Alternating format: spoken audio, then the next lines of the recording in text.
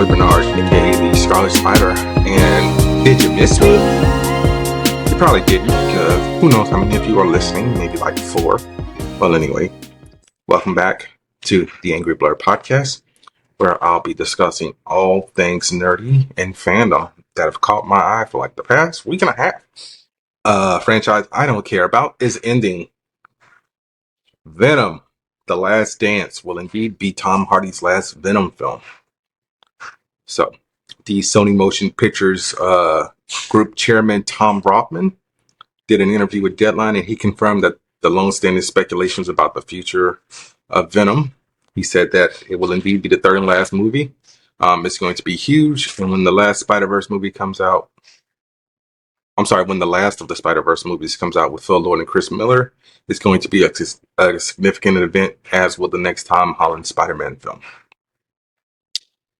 So, despite all the mixed reviews, and mixed isn't really appealing to critics in this case, it's just the audience. The first and second Venom films were successful somehow, but there are no plot details. But the only thing we did see was a behind-the-scenes photo that kind of confirms that it will pick up where No Way Home left off, where Tom Hardy was basically wearing the same thing he wore at the end of Venom and in the mid-credit scene of Spider-Man No Way Home. So, Venom: The Last Dance will be hitting theaters October 25th, 2024, just in time for Halloween. So, yeah, there's that. All right. So, if you're like me and you had a PS2, the first game that might come to your head that was an original game that wasn't a sequel from like the PS1 may be Kingdom Hearts. I don't know. But for me, Kingdom Hearts. So, in a world where, a lot of people are saying goodbye to consoles and, they're building their own PCs, as Samir would say, Kingdom Hearts, the complete saga, is finally coming to Steam. In about 2 weeks, I believe, on June 13th, I believe, if this page ever loads. Sorry, I'm using a VPN. Screw it, where's my phone? I believe it is coming January 3rd. Not January, it's June. Here we go. Kingdom Hearts is finally coming to Steam on June 13th, and that will include Kingdom Hearts 1.5 and 2.5 Remix, Kingdom Hearts HD 2.8 Final Chapter Prologue, Kingdom Hearts 3 plus the Remind DMC, and it will also contain, because you can buy all that stuff separately, or you can just get the big bundle, which is called the Kingdom Hearts Integrum Masterpiece. So the only thing I noticed that wasn't on here was that music game that they released last year or 2 years ago, Chain of Melody, that nobody wanted. Yeah, can we just hurry up and get Kingdom Hearts 4, please? And they will have their own exclusive Keyblade, like every system has had. So I can't remember what it's called. But anyway, you can Google it, look it up. So congratulations to everyone who has a Steam account, Steam Deck, or I think you can play Steam games on the ROG Ally. I'm not entirely sure. I would have to ask Samir that. Text Samir, can you play Steam games on the ROG Ally? Send it. I swear, Siri is so stupid sometimes. Just open the message. Alright, so in a world where streaming is just getting so damn expensive, because, streaming was supposed to replace cable, and at this point, having all these multiple streaming accounts is basically the price of cable. Comcast,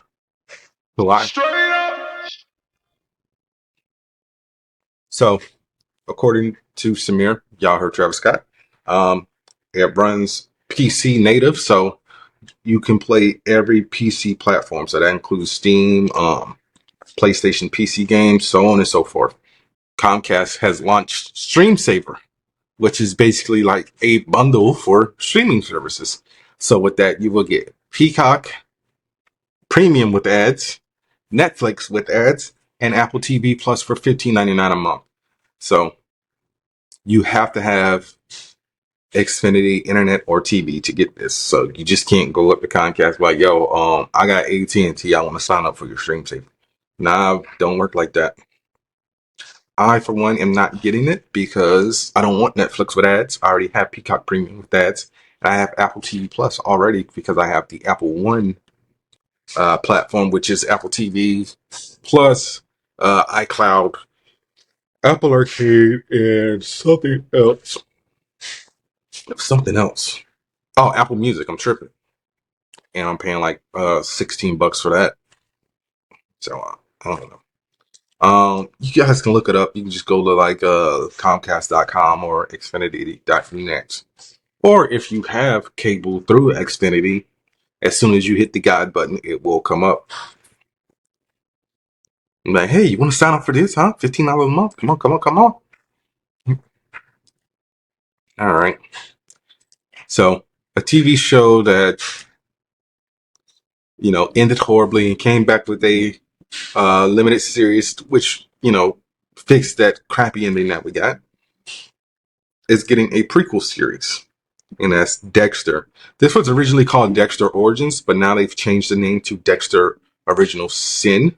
And we got the first three members of the cast. So Patrick Gibson will be playing a young Dexter Morgan. Let me look him up real quick, see if he's in anything I've ever seen before in my life. All right. Patrick Dempsey was in the OA Shadow and Bone, The Darkest Minds, The Portable Door. Never heard of that. I've heard of the OA and Shadow and Bone, and that's about it. The White Princess. He was on The Tudors. What Richard Did, Gold, Tolkien. So yeah, I've never seen him in anything. So I will be checking this show out. Patrick Slater. Who the hell is Patrick Slater? Christian Slater will be playing a young Henry Morgan. Well, as young as you can get. I mean, we all know Christian Slater from like the 80s and 90s. Mr. Robot, Unfrosted, Interview with the Vampire, Heathers. Do I really need to go on? I mean, the man's been acting since what, the 80s? Maybe the 70s even? Fern Gully, Archer, the Lion Guard apparently. Oh, he provided the voice of Deadshot in the DC animated universe.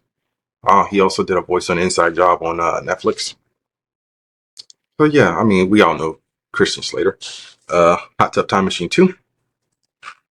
And Molly Brown as a young Deborah Morgan. I don't think I've ever seen Molly Brown in anything. I mean, her face does not look familiar to me at all. All right, let's see what she was in. Dang, she don't even got a Wikipedia page. All right, so let's go to IMDb, the Internet Movie Database. If this VPN, okay. Don't worry, I'm fine. Well, that's not out. Let's just go to stuff that's already out. Billions, didn't watch it. Boy Shorts, didn't watch it. The Good House, didn't watch it. FBI International, The Marvelous Miss Maisel. So she's never had like a consistent TV series. So like this will be the first thing she's done that is that she has a main role in. Everything else it looks like it was just like one episode. Except for like Drunk on a Tuesday, which I've never heard of. This might be like a web series. And it was only 5 episodes. So yeah, I mean, I don't know how I feel about this exactly because Dexter New Blood ended sufficiently for me. And I'm just like, I get it. Paramount Plus with Showtime, as the network is called now, since it's no longer Showtime, doesn't really have that much stuff. It's like hidden like that. Like the only thing I watch on there currently is The Shy. And I'm about 3 episodes behind on that because the writer strike and actor strike screwed up that whole season. Yeah, I mean, I pretty much use Paramount Plus for like exclusive stuff like Mayor of Kingstown, or shows that air on CBS that I don't want to set my DVR to. It's like I almost said Reacher, Tracker. I tried to watch Halo, it wasn't for me, but I mean, I'm gonna check it out, and I'll review it And if, I'm not really feeling the first episode, I'll let you guys know. But honestly, I feel like they dropped the ball by not getting Cameron Monaghan to play a young Dexter Morgan, because he looks like a young Michael C. Hall as opposed to Patrick Gibson. And he played Joker on Gotham, so he can channel that killer per se. All right, what is my next story? I'll tell you one thing. I wish my vacation would have went better. And that's all I got to say about that. All right. Someone I've never heard of, Nicholas Galitzine. Is that his name? Let me look this up real quick. Nicholas Galitzine has been tapped to play Prince Adam in the long-delayed Masters of the Universe film for Amazon and MGM. Apparently, he was in something called Idea of You. He was in 2021 Cinderella, Red, White, and Royal Blue. Of course, he's British. He was in Bottoms, The Craft Legacy. But yeah, he'll be playing Prince Adams, and everyone was just saying online, yo, who gonna be yeah, he can be Prince Adam, but who gonna be He-Man? Because he is not buff at all. And everyone was saying, oh, get Alan Ritchson to play, He-Man. And honestly, I don't see it. If anything, I would probably say get Zac Efron, but I don't think Zac Efron wants to bulk up the way he did again with the Iron Claw. He even said that during the production of Baywatch, how that took a toll on his body. And I get it; it'll be like a 17 again situation, which also stars Zac Efron, where he'll be taking up 90% of screen time, as opposed to Matthew Perry only showing up at the beginning and the end. Like Matthew Perry might have been on set for that movie for a day, if that. But I mean, this is supposed to be coming out, I believe, next year or sometime in 2026. I need to see who's writing the script and who's directing it, because several people were attached to direct this. John M. Chu, Mick G, Aaron and Adam Nee, Kyle Allen, who starred in West Side Story, was attached to play He-Man at one point. Okay, apparently Chris Butler is attached to write the screenplay after David Callahan and the Nee brothers took a shot at it, but it does not say who will be directing the movie. It's just producers. But it is what it is. So if that movie ever comes out, I'll keep you guys informed about it. Speaking of things that are based off of toys, Chris Hemsworth, who is already providing the voice of Optimus Prime. I'm sorry, he's not Optimus Prime yet. Orion Pax in Transformers 1. He's also been the God of Thunder. What else has Chris Hemsworth done that was around the pop culture, geekdom, fandom properties? Star Trek, Cabin in the Woods, even though that was a first time IP, it wasn't an existing property. He is rumored to be appearing in the Transformers G.I. Joe crossover film, which is supposed to be, I guess, roughly the third Transformers movie in this soft reboot that takes every 5 years to get a movie. When did Transformers come out? Bumblebee. Bumblebee came out in 2018, and Rise of the Beast came out last year. That's 5 years. It's always close. Every 5 years. It's just at this point, it's what are we doing? But it's still just rumored. But apparently, Deadline broke the news that Paramount Pictures approached Hemsworth to star in the Untitled Transformers G.I. Joe movie. And as we all know, like I said, Transformers Rise of the Beast had a mid-credit scene that teased a crossover with G.I. Joe, and no word yet on who Hemsworth might play in the live-action role. Maybe he will be playing the original G.I. Joe, who Bruce Willis played in G.I. Joe Retaliation. Or maybe, he'll be playing Duke. I don't know. But Transformers 1, which he is playing a young Optimus Prime, aka Orion Pax, will be coming out this September. And that also stars Brian Tyree Henry and Keegan-Michael Key I can't remember who's doing the voice of RC, but I will be reviewing that one, and I will keep you guys updated on what else happens with this property. Anyway, I'm going to take a quick break because your boy is thirsty. Here's a message from our sponsors. This episode is brought to you by Dubby. Dubby gives you focus and energy without the crash and jitters. It has no sugar, fillers, or artificial dyes. Mix 1 packet or scoop into 8 or 12 ounces of water. Stir or shake well.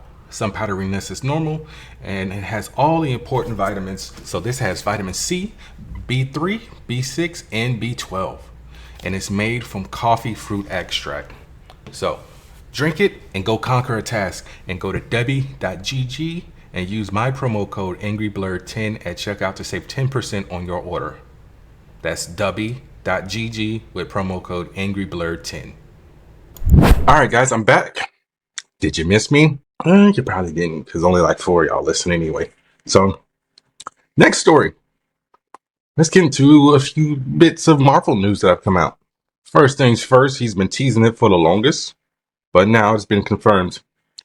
Giancarlo Esposito has joined the cast of Captain America Brand New World on a 22-day reshoot, and he is playing a villain who we have no idea who he is. Yeah, he was hinting at his involvement in the Marvel Studios project and is officially on the call sheet in an undisclosed role, but sources say it's a villainous role. The shoot will run for 22 days, according to insiders. And among the added elements will be some new action sequences. And Julius Ona, the man's last name is Ona. Like, really? Ona. Is still the director. So as we know, like, this movie kind of went through a few reshoots and other rewrites as well. Then, you know, the strike kind of shuffled all that around. So it went from a release date of July 26, 2024 to Valentine's Day of next year. So I mean, I don't know how many reshoots or rewrites that had to get done, because this is not the first time I've heard about reshoots. And Marvel movies usually do have reshoots scheduled, but this is like the second or third reshoot that has happened with this movie. Well, so yeah. And I looked at like some of the leak set photos, because, you know, paparazzi be paparazziing. And I'm just like, who could Giancarlo Esposito be playing? That's like a Captain America villain. I don't know. Maybe, you know, because Crossbones was Frank Grillo. I really don't know. I really do not know. But hey, he's here. And speaking of being things being here, Ryan Reynolds, I don't know if he actually had any type of involvement in this whatsoever, or if somebody at Marvel was just, you know, that crazy. But in a world where people are collecting popcorn buckets, I still want the Ghostbusters and the Blue Beetle popcorn buckets. The Deadpool and Wolverine official popcorn bucket has been revealed, and it's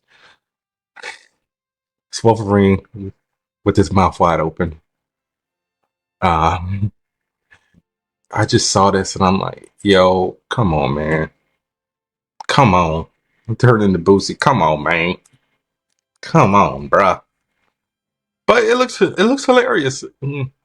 If I'm gonna post the video here, and the sound's gonna be muted as I'm discussing the bucket, because this video, I think, is like only like 46 seconds. So by the time I'm done talking, you guys will see the whole thing. And it's just the trailer for the bucket, which is very odd to say, it's a popcorn bucket. It's very sensual with, you know, butter going down Wolverine's face and Wade like stroking it, and so. But it does say in like red marker that it was designed by Deadpool. No word on how much this bucket is going to be yet. But in a world where popcorn buckets are starting to become collectibles, I predict it's going to be somewhere between $25 and $40. God damn. The schematics are already online, so if you have a 3D printer, you can print your own. So there's that. But you will also have to paint it and, you know, do everything else. All right, what's my next story? Y'all know me when it comes to AI. I'm like, I'm not rocking with that crap. Stop it. But there's no stopping it. It's like Diddy. Unfortunately, it can't stop, won't stop. So there is a studio called Fable who are behind the AI generated South Park clips. They have announced a streaming platform that allows users to create their own content. So on Thursday, they announced Showrunner, which is a platform that the company says can write, voice, and animate episodes of shows it carries. Under the initial license, users will be able to watch AI generated shows and create their own content, complete with the ability to control dialogue, characters, and shot types, among other controls. So I really don't know how this is necessarily going to work, but it says the endeavor marks the tech industry further encroachment onto Hollywood as it eyes the exploitation of AI tools embroiled in controversy over their potential to streamline production and the possibility that they were created using copyrighted materials from creators they could easily displace. Amid the industry's historic dual strikes this year, in which the use of AI emerged as a contentious negotiating point, Fable released an AI-generated episode of South Park to showcase its tech. While some mocked it for its comedic misses, others pointed out that the video was a leap forward in tech and proof of concept that AI tools will soon allow viewers to more actively engage with content, possibly creating their own. It also demonstrated the threat that tech poses to creators whose labor could be undermined if it's adopted into the pipeline principle. So Edward Sachi, who is the chief executive of Streamline, said the vision is to be the Netflix of AI. Maybe you finish all the episodes of a show you're watching and you click the button to make another episode. You can say what it should be about, or you can let the AI make it for itself. So basically, you're doing the choose your own adventure / Black Mirror Bandersnatch thing. How about just stick with like the choose your own like story? I get it. It's still kind of choose your own story, but I'm not really like I said, I'm not a fan of this because how is this going to work per se? Like I get it. You get to pick your story and all that, but are you hiring people to become voice actors like for this stuff? Like are you just going to have them like do a bunch of lines just so the AI can, adapt to it and, mimic it itself? Because that's the problem with AI. It's like, I don't want my voice to be out there unless I actually did something. And it's just, no. There's no release date on when this AI streaming service will be out, but unfortunately, I will keep you guys updated on that. All right, so spoiler alert time. I'm getting into my reviews of episodes 3 and 4 of Doctor Who, which are Boom and 73 Yards. So Boom actually aired on the 17th, and obviously stars Ncuti Gatwa and Millie Gibson. And this episode was directed by Julie Ann Robinson. Said, caught in a devastating war on Castarian 3, the Doctor is trapped when he steps on a landmine. Can he save himself and Ruby plus the entire planet without moving? So this episode was good. I feel like this was one of those episodes where they're like, okay, so it's going to be kind of low budget because we're going to be stationary. And that's the thing with Doctor Who. It can be low budget and still look good. Like this episode looked good. But as far as like, aliens, there were none. And it was all just on a green screen with just like literally like the little area that they stayed in. And like I said, that wasn't a bad thing. This was a very well written episode because it was written by one of my favorite Doctor Who writers and my second favorite Doctor Who showrunner, which is Stephen Moffat. He created The Weeping Angels and Blink. Created River Song. But this episode was very good. We really need to find out what the hell's going on with Ruby and these damn snowflakes, yo, because she died and like it started snowing. So I'm just like, yo, what's up with this? I get it. Snow appeared when she was a baby, but that could have just been because she was left on a church on Christmas, and I believe it snows in the UK. I'm not entirely sure because I don't live there. But I'm just like, yo, what's going on with this snow and stuff? But we also got a glimpse of the Doctor's future companion, played by Varada Sethu, who played Mundy Flynn. in this episode. Don't know if she's going to be playing the same character. She could be playing like a long descendant of that character, because they never necessarily said if the character was from Earth. It could be like a situation where Earth has been destroyed and, we had to leave and, we colonized the galaxy. But yeah, this episode was amazing. All right. But now this episode that I'm getting ready to talk about, 73 yards. Fuck this episode, bro. I liked it, but fuck this episode. So for starters, there was no intro, so I didn't get my Doctor Who theme. Written by Russell T. Davies. I keep saying Davies. It's just the way it looks in the English. Some people say Davies, some people say Davis. But landing on the Welsh coast, the Doctor and Ruby embark on the strangest journey of their lives. In a rain-lashed pub, the locals sit in fear of ancient legends coming to life. So like I said, this episode just started like right off the bat. No intro whatsoever. It starts with them landing in Wales, off the coast, and Ruby's telling the Doctor that she's only been to Wales twice. She went for a concert and she went and met a boy and broke his heart. And then the Doctor stepped on a fairy circle, which is some ancient Welsh superstition, and he ended up disappearing. So I'm like, yo, this is a doctorless episode apparently. And Ruby is just left there, and she thinks the Doctor's playing a joke on her, so she goes back to the TARDIS with the key that he gave her in the season premiere, which was, I can't remember at the moment because my brain is turned to mush. And she can't get in the TARDIS, but there's a woman like off in the distance, just like looking at her, and looks like she's doing sign language or something. I don't know, because you can't really see her. And Ruby leaves, and she's just like following her, still just doing the same thing. And so Ruby comes across a lady, and she's like, yo, can you ask that lady if she saw my friend? And so the lady goes up to the lady who's following Ruby and just gets freaked out and runs. So then Ruby goes into a bar. And bro, I don't know if the Welsh are actually like this, but they are some jerks, because they made it seem like they were in the Dark Ages. Oh, and before the Doctor disappeared, he mentioned a prime minister from the future named Richard Ap Gillum, something like that. Richard Ap Gillum, William, that's what it was. Who was supposed to be like the worst of the worst.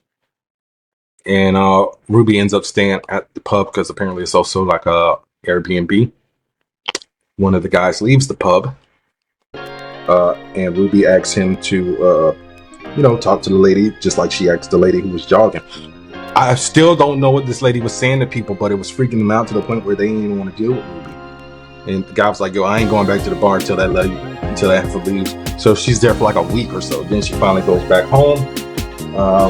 She talks to her mom and her grandma. She tells them the whole situation. And because Ruby can't apparently get close to this lady, like whenever she tries to get close, the lady is basically the same amount of distance that she was when Ruby first sees her. And sorry about that. That was an alarm. Her mom comes up with the plan, like, yo, I'll talk to you on the phone and walk up to the lady and find out what's what. And Ruby's mom just like leaves her in the wind, bro. She's like, nah, you can't come around here no more. So she calls Kate Stewart, who is one of the Doctor's friends, tells Kate everything that's happening, and the lady is exactly 73 yards away from her. So Kate, being a government operative, has has a unit task force with her, and bro, this episode was just like a big anxiety attack. And it's like, yo, what the hell is going on? Just to come to find out that once Ruby gets like older, like she stops Richard Ap William from becoming the prime minister by like using the old lady to like kind of manipulate time. And it looks like it came around full circle, because I think Ruby turned into the old lady, and we go right back to the start, and we see like the beginning of the episode through the old lady's eyes, and she's telling the Doctor to watch out, but she's so far she can't necessarily hear her. And Ruby stops the Doctor from stepping on the fairy circle, but at the same time, she references being in Wells 3 times, but she can't remember the 3rd. So I'm like, that was the spookiest shit ever, bro. But yeah, guys, that was it. I don't think I have any more stories for you. So nice, like, roughly 30-minute episode for you guys. That was another episode of the Angry Blerd podcast. Be sure to rate, review, subscribe, tell a friend to tell a friend. I'm checking to see if there are any movies coming out this coming week that I need to review for you guys. Because I'm definitely not watching Furiosa. I may go and see If, because that came out when I went out of town. So I do believe I will go see that, and it's going to be a late review, obviously, but hey, who cares? And then like the week after that will be Bad Boys.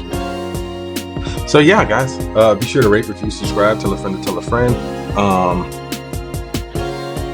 I do appreciate the people who still listen to this podcast. It's just that sometimes I get a little frustrated, and I honestly thought about, wrapping things up at the summer, but I don't know yet. I'm still trying to figure that out, because it's like, I feel like I like entertaining, but it sucks when no one's enjoying the entertainment. But yeah, guys, I'll see y'all next week. Bye.